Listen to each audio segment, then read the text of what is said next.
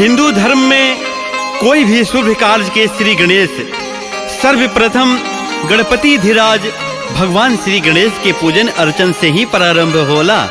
भगवान श्री गणेश के असीम कृपा से सब संकट कट जाला और सारा कार्य मंगल हो जाला। तो यह नवरात्र के पावन बेला में गायक राकेश मिश्रा वेब कैसेट के माध्यम से अपना कैसेट के शुरुआत सर्वप्रथम गणेश वंदना से कर रहल बाड़े, जौना के नाम है आवे के परी ये मैया।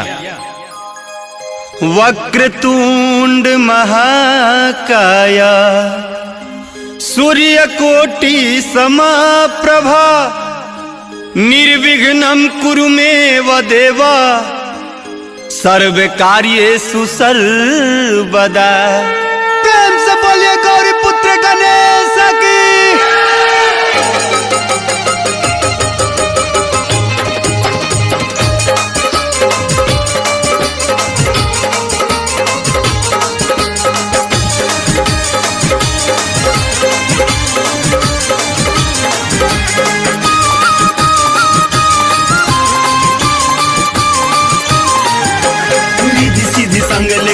के सवारी गणपति देवा मोरा घर में पधारी, रिधि सीधी संग लेके मूस के सवारी गणपति देवा मोरा घर में पधारी। विनती करिल कर जोर गौरी नंदन है जगवंदन, गौरी नंदन है जगवंदन करहु कारज सिद्ध मोर। गौरी नंदन है जगवंदन करहु कारज सिद्ध मोर। हे रघुनंदन हे गजवदन आनंद हमारो पधारो। तेरी दर्शन देवा काज समारो, तेरी दर्शन देवा काज समारो। विघ्न हरता मंगल करता गणपति आज गजानन जी, सर्व उपासक विश्व विनायक आई हमरा आंगन जी। गणपति बप्पा मोरया मंगल मूर्ति मोरया। एक हाथ पुस्तक दूजे हाथ में कुठारी और जी भगत के बाबा बना ही तारी। देख दर्शन कर दिव्य भोर गौरी नंदन है जगवंदन, गौरी नंदन है जगवंदन करहु कारज सिद्ध मोर। गौरी नंदन है जगवंदन करहु कारज सिद्ध मोर।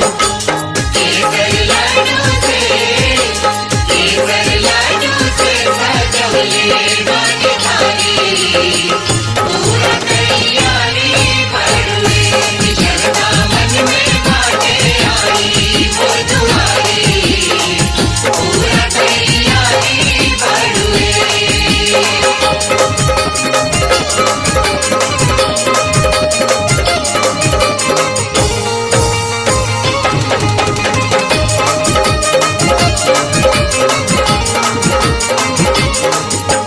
हे गणनायक गणपति श्रेष्ठा वक्रतुंड गणेशा जी, मांगे आशीष ही रख सवा वंदन करी हमेशा जी।